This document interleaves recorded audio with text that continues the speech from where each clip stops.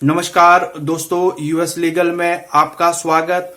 और आज हम बात करेंगे दिल्ली में 2020 फरवरी के दौरान दंगे हुए और उस दौरान दंगों के दौरान बहुत सारे लोगों को आरोपी बनाया गया और इन आरोपी को आप अक्यूज्ड भी कह सकते हैं। पर उसके बाद जब इनको आरोपी बनाया गया तो दिल्ली उच्च न्यायालय के द्वारा 3 आरोपियों को जमानत दे दी गई है दिल्ली हाई कोर्ट के द्वारा। ये आरोपी कौन थे? नताशा नरवाल और इसका जो अगले आरोपी इसमें रहे वो रहे कलिता, नताशा, कलिता और आसिफ।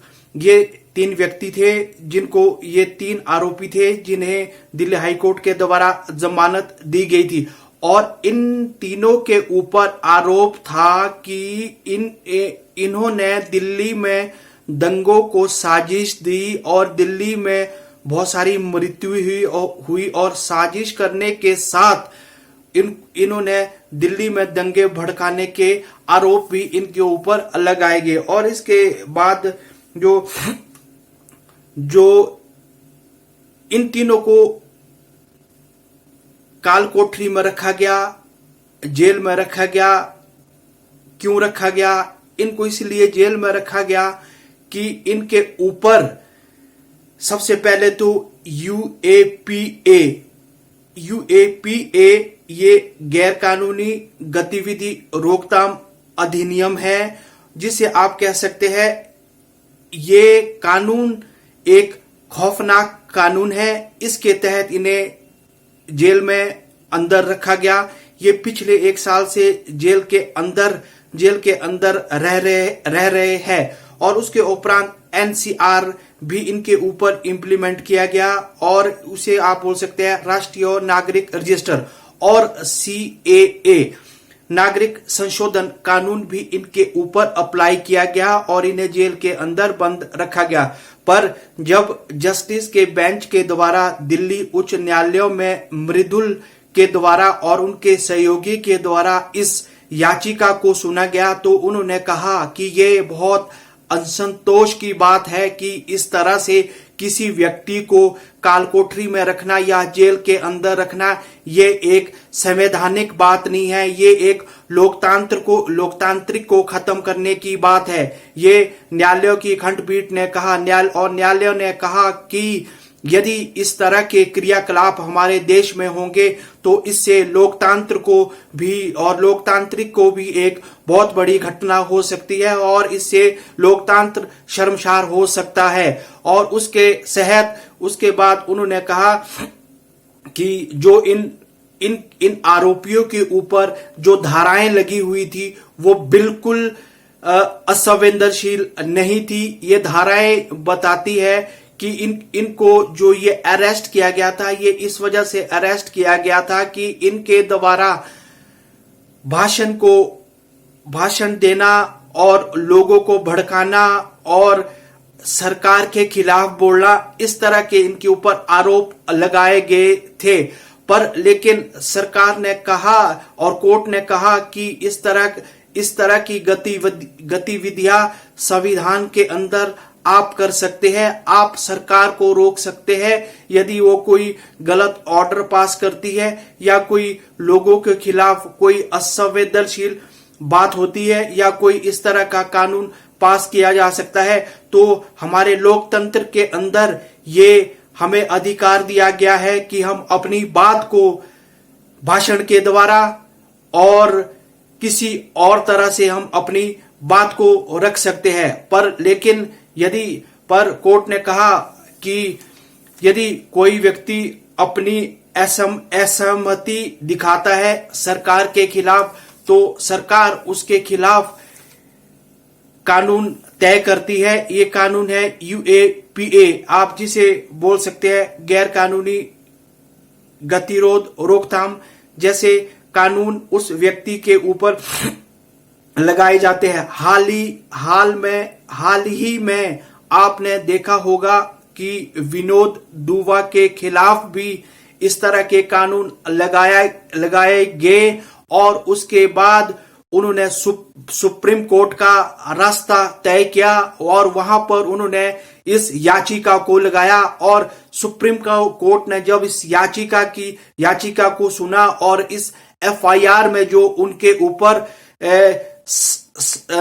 जो धाराएं लगाई गई थी वो बिल्कुल ही गलत थी और वहां पर विनोद दुआ को रिलीफ मिला और इसके बाद उनके ऊपर जो चार्जेस लगाए गए थे उसे भी वहां पर खारिज किया गया।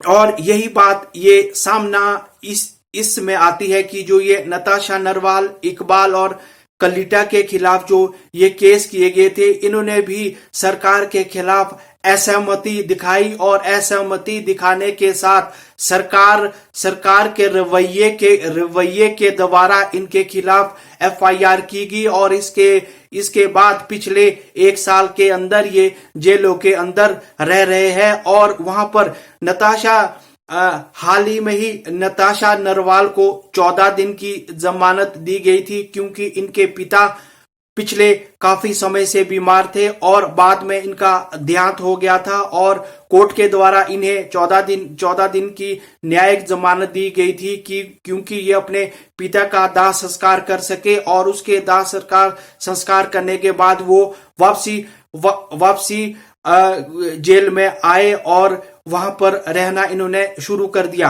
और जो ये दिल्ली हाई कोर्ट के द्वारा इनको जमानत दी गई, ये जमानत 50,000 के मुचलके पर दी गई और कोर्ट ने इसमें कुछ संशय दिए और कोर्ट ने कहा कि हम कुछ आपको बाइंडिंग करेंगे, ये बाइंडिंग आप तीनों को ये फॉलो करनी होगी। सबसे पहले कोर्ट ने कहा कि आपको अपने पासपोर्ट को सबसे पहले सरेंडर करना होगा और इसके बाद जो भी इस केस में आरोपी होंगे या कोई विटनेसेस होंगे, आप उनको कोई भी इस तरह का उनके खिलाफ कोई भी इस तरह की कार्रवाई ना करे, उनसे कोई इस तरह का वार्तालाप ना करे जिससे ये केस खराब हो सकता है। और साथ में आप अपने फोन नंबर को जो आपके घर का निजी थाना है, नजदीक का थाना है, वहां पर दे के रखे और अपना नंबर वहां पर दे के रखे क्योंकि पुलिस के द्वारा आपके फोन नंबर पर भी निगरानी रखी जाएगी। यदि आपको कहीं एक स्थान से दूसरे स्थान पर जाना है या एक स्थान से दूसरे स्थान पर जाना है तो फिर आप पुलिस थाने में आकर वहां पर एसएचओ से बात करें, उसके बाद या फिर एक स्थान से दूसरे स्थान पर जा सकते हैं। और आप यदि कोर्ट से बाहर रह रहे हैं तो आपको ये अपने दिमाग में बात रखनी होगी कि आपको इस तरह का कार्य नहीं करना होगा जिससे देश में जिससे देश में हिंसा फैले, अशांति फैले। आपको इस तरह का काम करना होगा जिससे देश में लव, अफेक्शन और सिंपैथी जैसे काम हो सके। और उसके बाद जो उन्होंने सबसे बड़ी बात कोर्ट ने ये कहा कि संविधान के अंदर हर व्यक्ति को अधिकार दिया गया है कि वो अपने विचारों और अपने आवाज को बुलंद कर सके, पर वो अपने आवाज और विचारों को बुलंद एक दृष्टिकोण के तहत ही कर सकते हैं। और इसके बाद कोर्ट ने इन तीनों को अनियमित जमानत दे दी है और कोर्ट ने पुलिस को भी कहा कि इनके ऊपर निगरानी रखी जाए। और इनके ऊपर कोर्ट ने एक बात और कही कि जो इनके ऊपर जो फैसला दिया गया है वो फैसला और इन्हें जो आरोपी माना गया है, जो इनके ऊपर सेक्शन लगाए गए हैं यूएपीए के तहत, वो इससे मेल नहीं खाते हैं। इनका अधिकार है, कोर्ट ने कहा कि इनका अधिकार है कि वो अपनी आवाज को बुलंद कर सके, सरकार के खिलाफ बोल सके, ये इनका अधिकार है।